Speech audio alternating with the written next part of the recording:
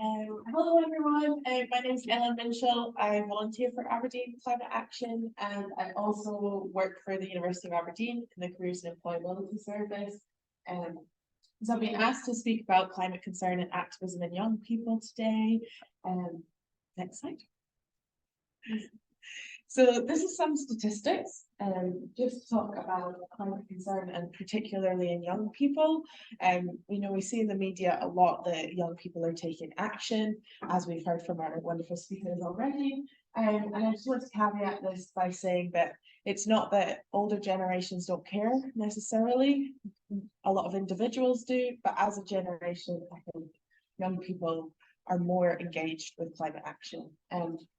So there was a survey taken last year where 16 to 25-year-olds were surveyed. There's 10,000 of them surveyed from across the globe. 60% of them said that they felt very worried or extremely worried about climate change.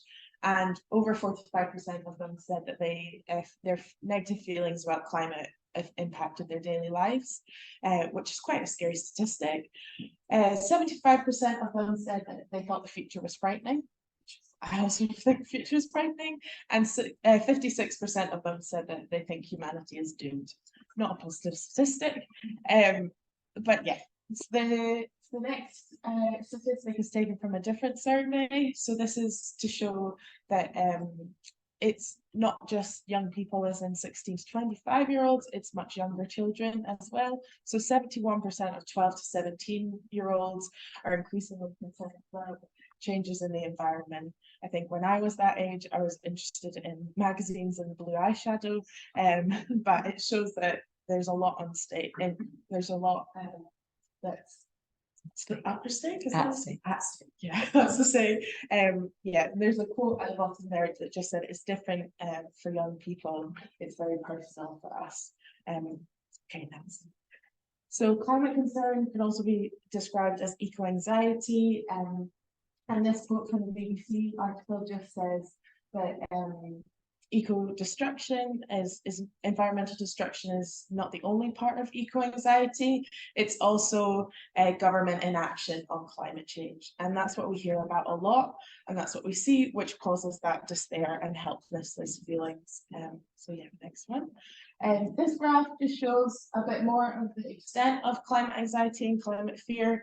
It's taken from the first survey that I mentioned and just shows that it's a global issue and it's an issue that impacts the global south a lot more.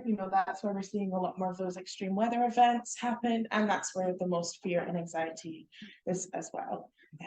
So yeah, another statistic just to mention that you can see the manifestation of climate anxiety is that 4 out of 10 young people are hesitant about having children, which is absolutely devastating, but also not surprising.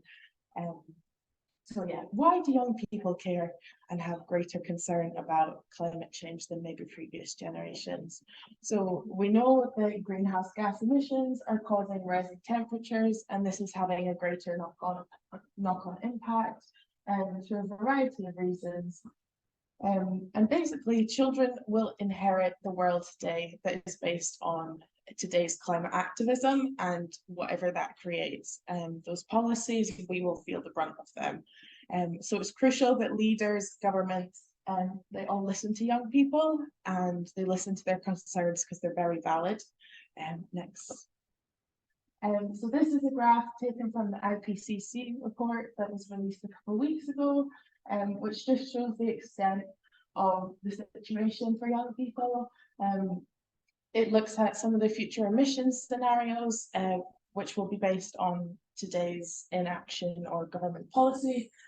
And it shows that people that were born in 2020, in 2090, they'll be 17 years old, and that could range anywhere from 1.5 degrees of warming to 4 degrees of warming. So they're very different possibilities and just shows that anything we do today will have a huge impact on the future. Next. So young people, Gen Z, they're often called the activist generation. And if you think about what we've gone through in the last 20 years, I don't think that's entirely surprising. There's been a lot of inequality, a lot of social unrest, economic distress, climate change inaction. lots of division within politics, and also the global pandemic, which completely emphasized those inequalities.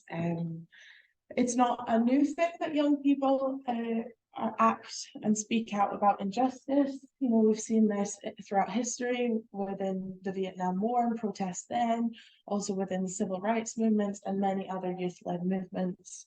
But I think the way that what's different now is that technology has changed the way that this activism is done. I think young people, once they grow up and they can see the world that they're inheriting, they have a lot of questions about why is this done a certain way, and this is what we're seeing.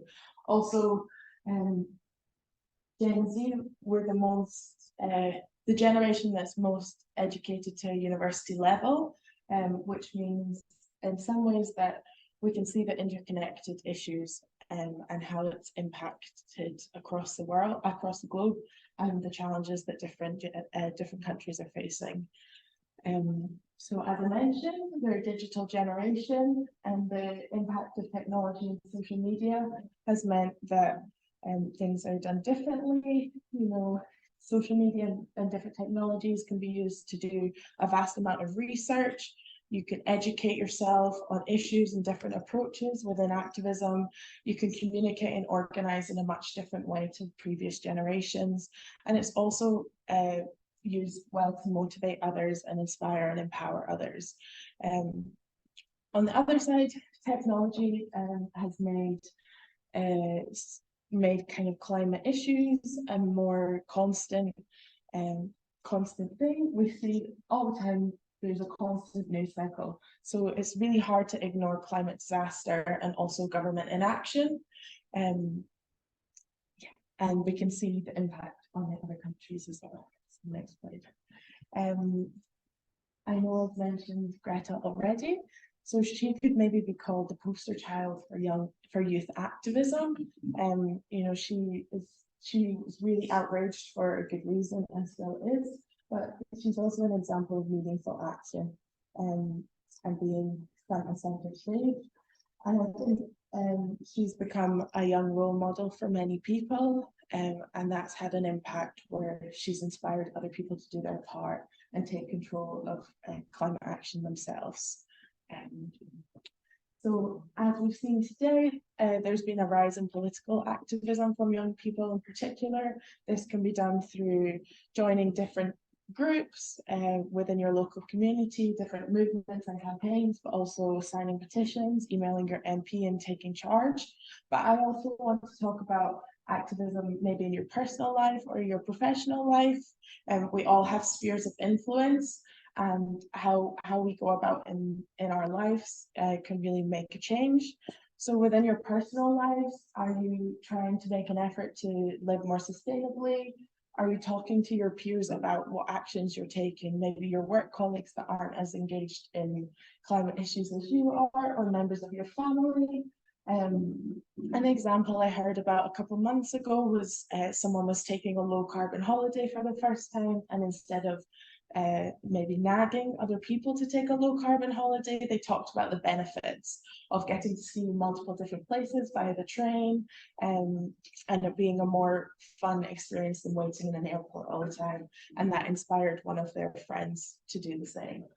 So thinking about things in that way, maybe you've got a sustainable swap that actually saves you money and is good for the environment. Within the workplace, many businesses and organizations have committed to net zero. They're changing the way that they do business. We've seen a rise in corporate social responsibility and also environmental social governance. If you've got that kind of top-down commitment to being more sustainable, can you, as an employee, suggest an initiative that's going to change how the business operates, or make your services more sustainable, and use that commitment to support your ideas, and thinking about what else can be done and can you make any changes. Next one. So we've seen a little bit more about youth-led climate activism. These are just some examples of local groups that have made a difference and that are particularly led by youth. Another one I want to mention is university divestment campaigns. So this is divestment in fossil fuels. Usually these are all led by young people who are students, and they've had great success. So I definitely recommend joining one of these local groups, or a different local group if you like Aberdeen Climate Action, and getting involved. There's lots of different opportunities. Lastly, I wanted to mention the Climate Psychology Alliance. Working in this space and being engaged can be really disheartening at times. Climate Psychology Alliance is an organisation that provides support to anyone that is struggling with climate anxiety. They offer one-to-one therapy, resources, and a place to talk as well. And I just wanted to mention, leave you on with a message of hope. So this was the United Nations Secretary General, Antonio Guterres, I think his name is. He said, "We have never been better equipped to solve climate change. We must now move into warp speed climate action," which I think is so true. So we just got to keep doing what we can do in our own lives and make a change. So thank you.